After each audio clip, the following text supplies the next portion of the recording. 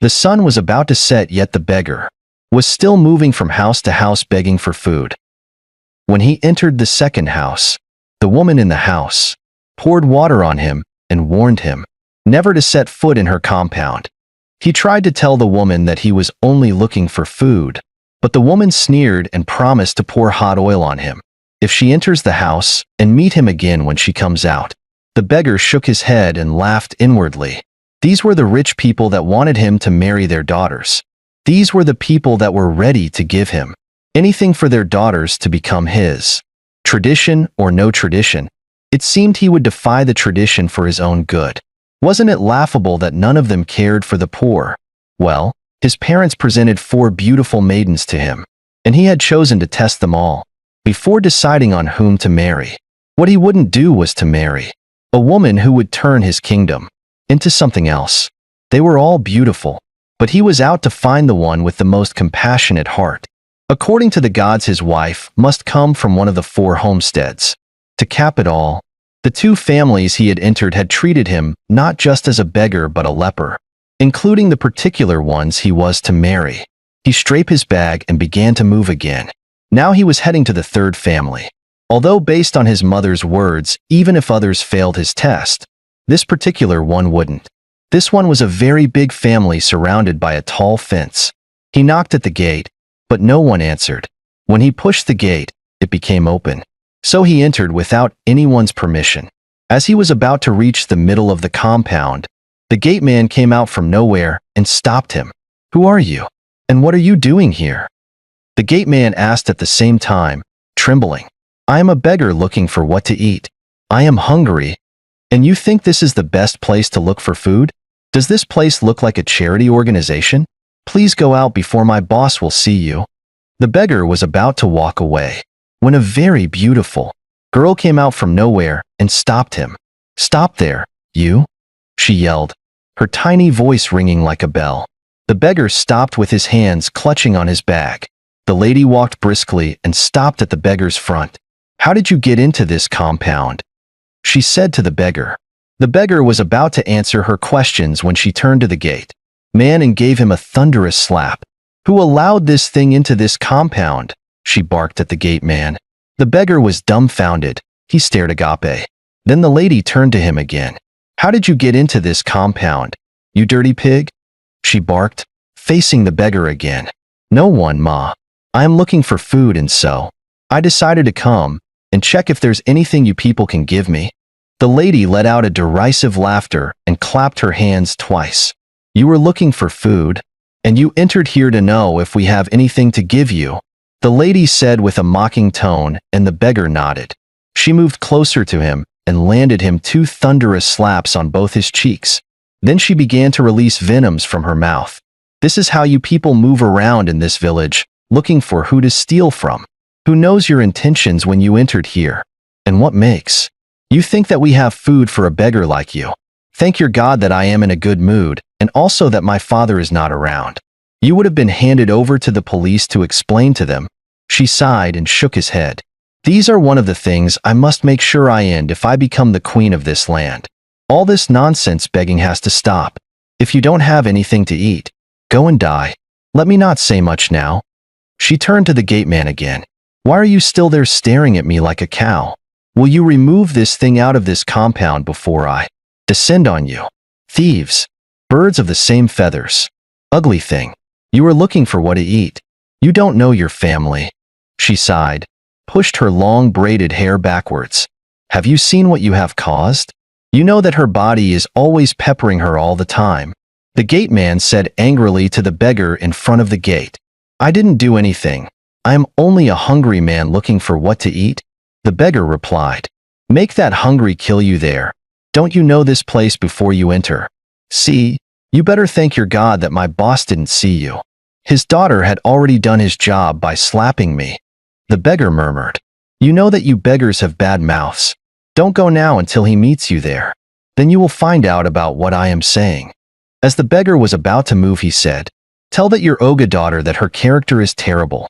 This is not how to treat a stranger. Come and tell her and receive more slaps."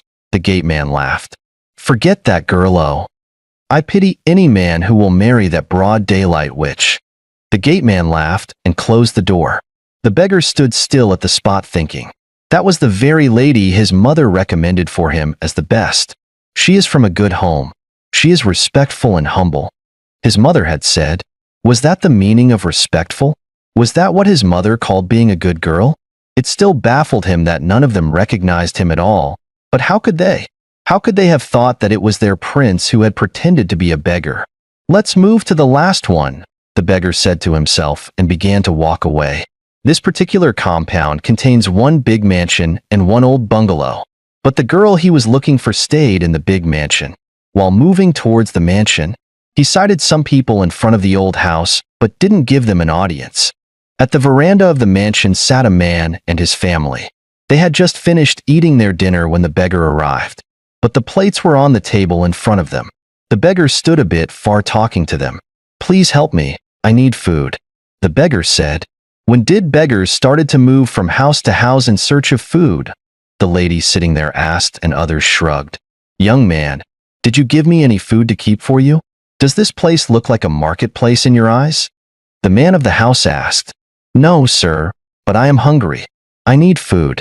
Just small food," the beggar said, clutching on his stomach. "If you are hungry, go and take Hio and enter inside the farm." The man barked. "Sir, please give me just small food," the beggar pleaded again. "Which small food? Did you give us food to keep for you? There's nothing one will not see in this village again. How can I sit in my own house and burst my scrotum?" The man lamented. "Go now. We don't have anything to give you," the lady said again. "Didn't you hear? You should go, or do you want me to pour this water on you?" Their mother said and poured the water on him. It was the water they used in washing hands, and it smelled a goosey soup. As he was walking away in the pool of smelling water, he heard the man saying that he would stop so many things when the prince got married to his daughter, and he became the chief cabinet. The beggar laughed inwardly and shook his head again. "Keep on dreaming," he said. But as he walked towards the bungalow, a girl waved her hands towards him. "Come," the girl said. When he got to the place, the girl handed him a plate of cooked yam and red oil. "Eat this one. This is the only food we have here," Amanda said, handing him the plate of the food. "Sister, what are we going to eat tomorrow if you give him the food?" a little boy of 10 asked. Amanda stroked his head gently and said, "When tomorrow comes, we must find what to eat. We have been surviving, right?" she asked, and the boy nodded his head. The beggar stared at them. He moved his eyes from the one that gave him the food, to the little one complaining, and then to the one laying on the floor sleeping. He didn't know what to do or say. "You can keep the food for him," the beggar said, but Amanda shook her head. "You are the one who is hungry now. Eat and drink water. I will find out what he will eat tomorrow." The beggar didn't know how to reject the food again. How could he eat the food while he knew that he had food in abundance in his palace? No, that was wickedness. After a lot of spiritual fights within himself, he sat down on the bench and ate the food, not because he was hungry, but to show appreciation. After eating the food, he drank water and thanked Amanda very well. "Good Samaritan. So you now have food to give to strangers, right? Let me see you come to our house to beg for food again. Useless girl. Hunger will deal with your and your siblings." The lady the beggar had met earlier with her parents said to Amanda, "Rose, you are not my God. Our God will provide for us." Amanda said and shook her head. The beggar thanked Amanda again and took his leave. When he left, Amanda placed Ken's head on her lap and touched Miracle on her head. Had she made a mistake? How could she have done that? That was the last food in their house. She wished she had listened to Ken. But it was a sin to keep food in the pot while another one was hungry. A piece of yam and red oil can save a dying soul, her late mother would always say.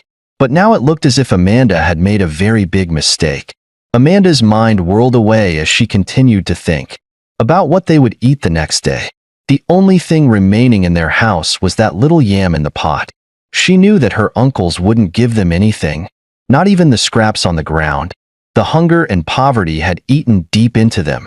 But what gave her a little joy was that she had always found a way to jump over those hurdles. But not now again. Things were becoming more and more harder for her.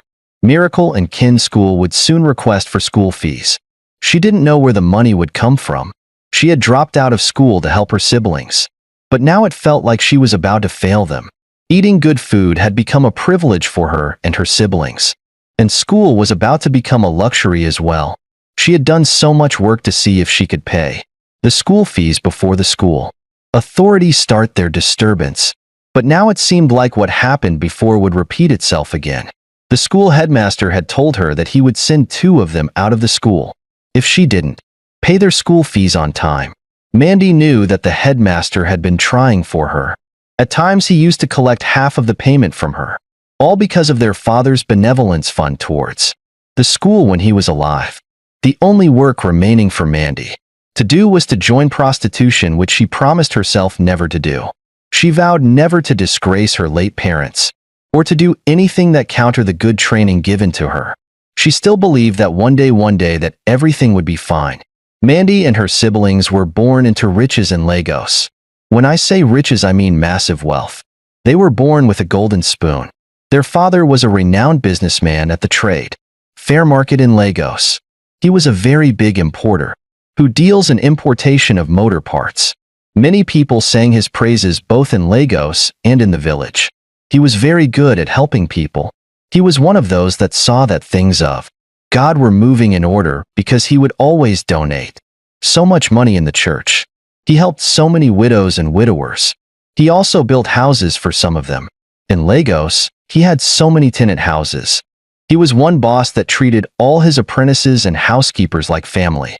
But everything changed the day his wife gave birth to Ken. Ken's pregnancy from day 1 was a strenuous one. Although Mandy didn't know much about pregnancy, she had noticed how frequently her mom used to visit the hospital, and again how worried her parents looked after each visit. Many times she had seen her father telling her mother that nothing would happen to her, that she would go and come back. But then she didn't understand what her father meant by, "You will go and come back?" It was after everything had happened that she understood her father's words. On the day her mother delivered Ken, their father was the one that followed her to the hospital, but he later came back alone with the baby. Their mother didn't come back.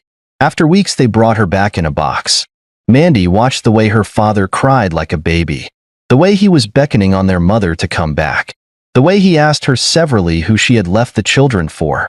People tried their best to console their father, but their words meant nothing to him. The love between his parents was something that even the outsiders talked about. Weeks after Ken was born, their mother was brought back in a box. And that was the beginning of their suffering because their father couldn't take the shock. He collapsed on the ground while they were going to lay their mother on the grave. He couldn't believe that he had lost his beloved wife forever. He was rushed to the hospital, but he didn't survive it. Although he didn't die on that day, he was bedridden for 2 years before he finally gave up. In those 2 years, their father's sister was staying with them, taking care of them very well. She was caring for little Ken like a mother. Even their housekeeper confirmed that their aunt was special. All these special treatments disappeared the very moment their father died. After their father's burial, Mandy and her siblings were left in the village. Mandy was the eldest sister. She went over to this particular aunt and asked her when they would be going back to Lagos. What her aunt gave her as the answer was the last thing she had expected. Going to Lagos to do what again? Her aunt answered her, "Auntie, to continue our school." Mandy answered, "So school is bigger than your parents. You are going to stay here to mourn your father." Her aunt said, "Auntie, but I have exams to write." Amanda grumbled, "If I hear that thing in your mouth now, I will squeeze that mouth out of you. Stupid girl. You lost your both parents in a matter of 4 months, and all you care for is exams. Let that exam kill you." Amanda didn't know what to say again. Was she supposed to mourn her parents forever, or what? She didn't ask any more questions. Instead, she went inside to cuddle Ken, who had been crying inside the room. The next day, Amanda saw her uncles and aunts having a meeting inside their spacious sitting room. She didn't know what the meeting was all about until a fight erupted among them. "You won't take that house in Lagos, I will take it," one of her uncles barked.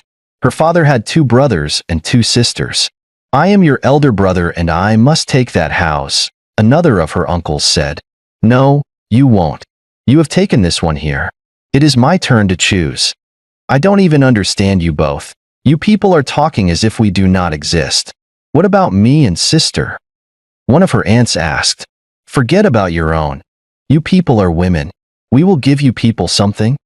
One of her uncles said, and everywhere became calm. It was after the meeting that Amanda found out that her father's siblings had shared all her father's properties among themselves. They pushed her and her siblings out of the mansion her father built in the village and sent them to the old bungalow. None of them agreed to take care of Kin. They said that Kin was the one that killed their parents and therefore it would be better if he died. Mandy was only 14 at the time, and she started from that age to take care of her two siblings. She turned herself into their mother and their father. No one asked about them. All the people that their father helped, none of them wanted to help them. Their mother was the only child of her parents, and her mother's parents were dead. So there was no one from their maternal home to ask about them. The only people they had were people from their paternal home. But these people detested them so much. Miracle. Miracle. Wake up, let's go inside. Amanda said, waking Miracle up from sleep. Miracle stood up, stretched herself, let out loud yawns, and they went inside the house. Inside the house, Amanda stared on the ceiling, still engulfed with different thoughts. The prince paced around the marble floor rhythmically. He couldn't believe what he had seen. Of all the people in the village, the only one that offered him food to eat was someone without enough food. Giving is from the heart, not because one has enough, his mother said, as if she knew what was going through his mind. Mum, you won't understand, the prince said, settling on the couch. Mum, you should have been there to see how these people treated me. One of the ladies you people are asking me to marry even slapped me. Slapped you? Whose daughter is that? Who is the person that slapped the crown prince of this land? The queen, his mother, barked. Mum, she didn't slap the crown prince, she slapped a beggar in rag clothes, the prince said and laughed. Whatever, the queen shrugged. Prince, I had been looking for you. Didn't your mother tell you that? The king asked as he stepped inside the sitting room. Oh, my king, Mum told me, but the prince wanted to talk, but the king cut in. Well, let's discuss everything now. The coronation of the crown prince would be in 3 days, yet you have not chosen a bride. What exactly is the problem? I think I have given you the 4 families to choose from. Choose one of the ladies. The king said. Dad, I am not choosing any of them, the prince said firmly. You are not serious. Do you think our tradition is a joke? I have told you that you won't marry any other woman. You must choose one of these ladies. Why, Dad? Why? I don't want to marry any of them. The prince lamented. You are asking me why. Were you both not here when the chief priest said that the next queen must come from any of the 4 families? Do you want to challenge the gods? See, Henry, you have enough time to choose or I will choose for you. The king narrated angrily. Dad, let me explain things to you, the prince said calmly. I don't need any of your explanations. What I want to hear now is that you have chosen this person or that person. The kind said and sprang up. My lord, my king. Listen to him first. He wants to share something with you, the queen said calmly to the king, holding his hand. Slowly the king sat down on the couch. The prince explained everything that happened on that night to his father. He told him about the ones that poured him water, and even the one that slapped him. He was about to tell his father about the one that later gave him food, but his father cut him off. So a whole prince of this land dressed himself like a beggar, moving from one house to the other begging for food. Are you not ashamed of yourself? What were you thinking? That they will welcome you and give you food just like that? At least they should have treated me like a human, the prince grumbled. Clap for yourself. Look at your mouth, like they should have treated you like a human being. You went to someone's house to beg food, and when they didn't give you, you then tagged them wicked people. Did you give them food to keep for you? But someone gave it to me. Someone gave me the last food in her pot, the prince said with a louder voice that looked like screaming. I don't care about whoever gave you the food. Were you hungry? So the food in this palace is not enough for you? You better return the food to the person, because you are not getting married to the person. You children of nowadays will never cease to amaze me. Did I beg for food before I married your mother? The king barked. My king, it has not gotten to that, the queen muttered. Woman, it has gotten you. You better talk to your son. Talk to your son now before I do something stupid. He has to choose his bride before the coronation day. A crown prince must choose a wife publicly on that day. The king sneered. My king, please calm down. Please calm yourself down. Henry must choose from the families. He better do it. I don't like when adults are behaving like babies. How long are we going to fight over this? At first he said that he doesn't love those ladies. Now he has changed it, that they didn't give him food. Tomorrow he will bring up another one again. I understand, my lord. Calm down, the queen said, rubbing the king's shoulder. She shot the prince a deadly look to keep quiet. It was her time to talk. Calmly and slowly the queen asked, My lord, the woman our son wants to marry is from one of the families, though not among the 4 ladies we presented. Who is the person? The king questioned. The prince was surprised. He didn't expect the king to give such a pleasant reply. But well, that husband and wife knew each other very well. The queen inhaled and exhaled slowly and began to explain. The girl is the daughter of the late Paul, the one who collapsed on the day his wife was buried. Which Paul? My lord, you don't know Paul again? Old age is creeping in. The queen chuckled. Have you forgotten Mozzie's younger brother? The one that died in Lagos? Ah, you mean that good man, a philanthropist. Oh, death, you are wicked. That man was my very good friend, but he couldn't withstand the death of his wife. I can't forget him like that. He was very good to me and to the community at large. What about his children? His daughter is the one that gave our son food yesterday. His daughter? How? How did Henry meet his daughter? Did he travel to Lagos? No, my lord. He didn't travel to Lagos. You know that the chief priest chose the family. But we picked Mozzie's daughter. Yes, we chose Mozzie's daughter from the family. Paul's daughter was the one that passed the test. She was the one that gave the prince food. You mean Paul's daughter? How did Henry meet her? I thought they are in Lagos. No, my king. According to what I heard before, she and her siblings didn't go back to Lagos after their father's death. And you never cared to tell me all these while.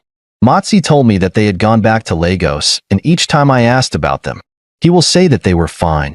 The king said, and the queen let out a loud sigh. Are you the only one that didn't know what Mozzie and his brother did to those children? The way they took everything that their father had worked for. I don't like putting my mouth in what does not concern me. I only judge cases that were brought before my throne, and not the ones I heard from outside. The king, after some minutes, turned to the prince. You said that Paul's daughter is the person you will make your queen? Yes, my king. You would have been there to see how this innocent girl offered me the last piece of yam in their pot. She was the only one who showed me love and compassion. I am not surprised. Her parents were very good people before the untimely death took them away. I will never forget how he single-handedly built part of that our community central school. The king shook his head and wiped his palms on his face. Death, you are wicked, he whispered. So have we reached an agreement now? So Henry will be getting married to the girl? Yes, who am I to stop him? The god said from the family, and Paul's daughter is from the family. Henry embraced the king tightly, went over to his mother and embraced her as well. He was happy that he had finally gotten what he wanted. Again, he was happy that even his parents loved the girl's parents very well. He didn't know much about the girl, but soon he would know everything. Amanda was sweeping the compound when someone entered. At first, she thought the person was heading towards the mansion, but to her surprise the lady stopped in front of the bungalow.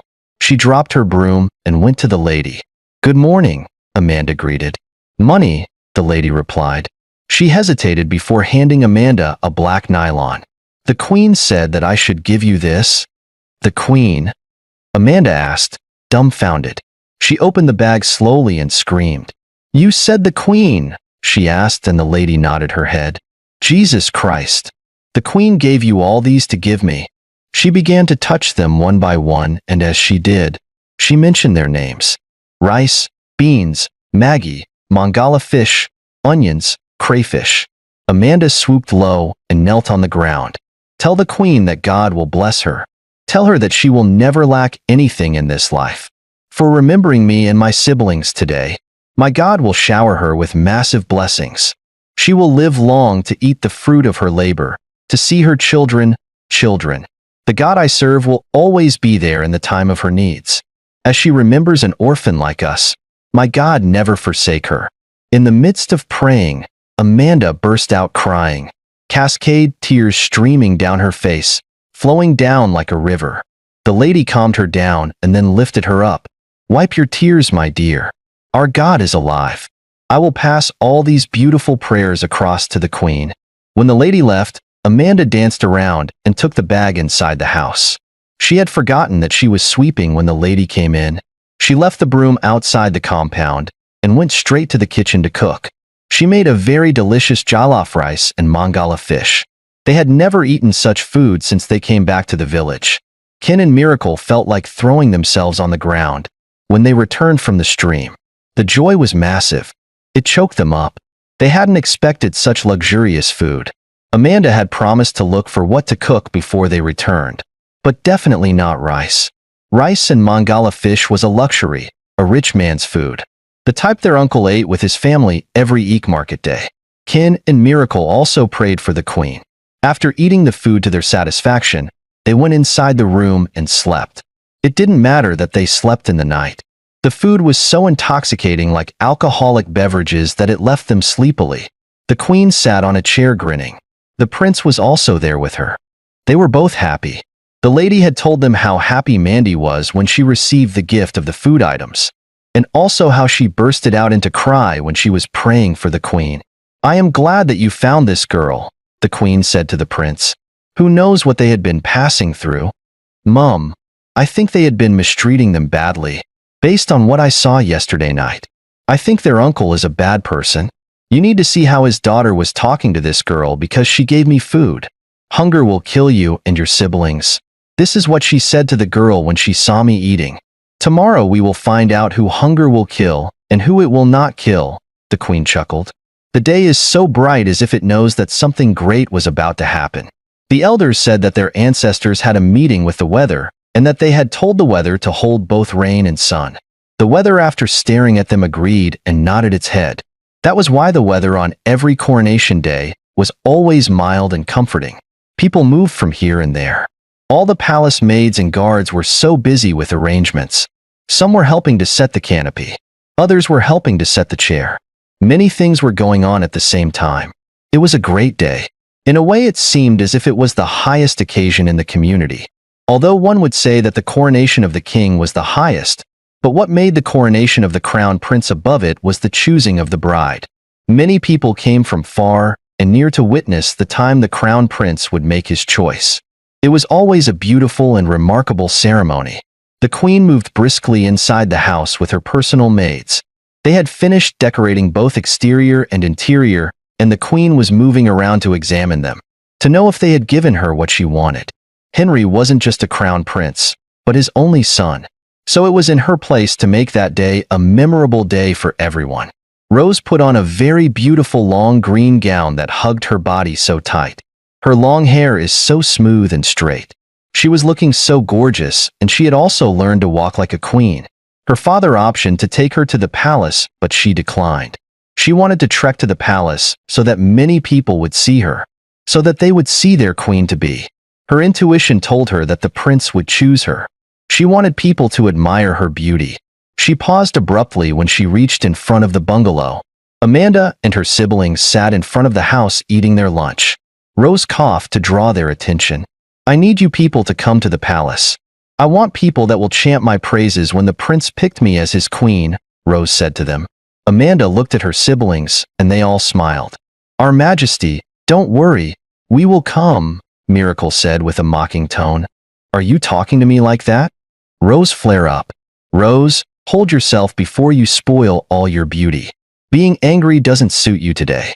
Cheer up, we will see you there," Amanda said. Rose hesitated, wagged her finger at Miracle and left. "Miracle, I have told you to hold this your mouth. This your mouth will put you into trouble one day," Amanda chided, holding Miracle on her lips. Miracle sprang up and demonstrated the way Rose was talking and the way she was carrying her face, as if to say that her parts were not in the market. They all burst out laughing after her demonstration. The palace was filled up with different people from different places. The four ladies that were chosen stood firm at the stage. They were all looking gorgeous and extraordinary.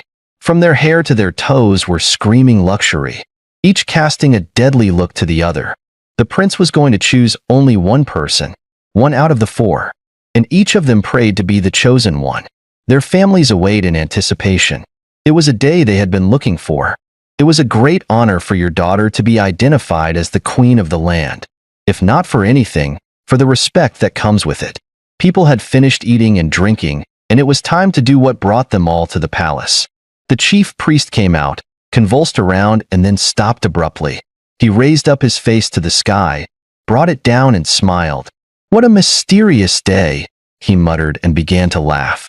After laughing and speaking in a language only he understood, he said again, "What is about to happen has never happened before, but it is all for the good. The gods are wise," the chief priest said again and began to laugh uncontrollably. Many people were surprised. What did he mean by that? What was it that has never happened before? Some did eye contact conversations and kept quiet. They murmured and whispered among themselves.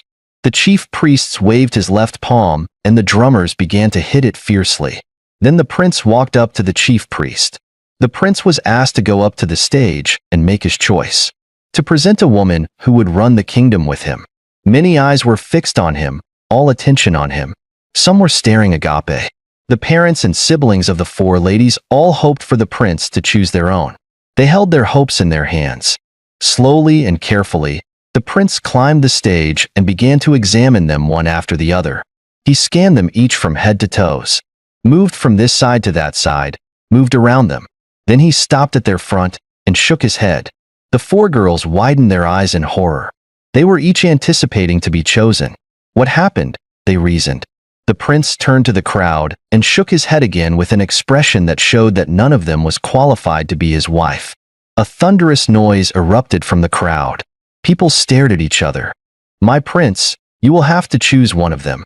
The gods revealed that a queen must come from one of the homesteads. The chief priest said. The four girls nodded their heads in unison. For them, there's no going back for him. The prince nodded his head and began to climb down the stage. He didn't utter a word.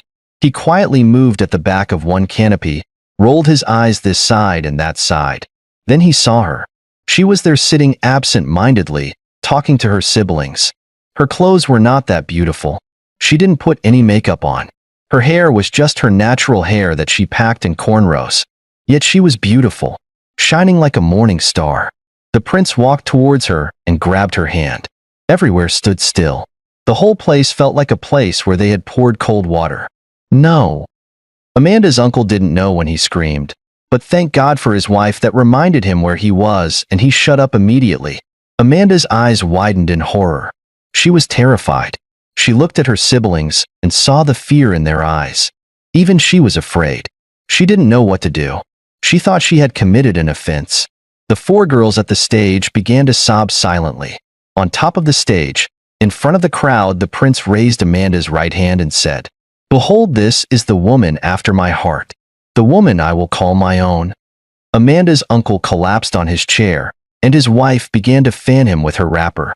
His words sent a chill down Amanda's spine. She wasn't expecting anything like that. She didn't know what to say or how to react. She was filled with mixed emotions.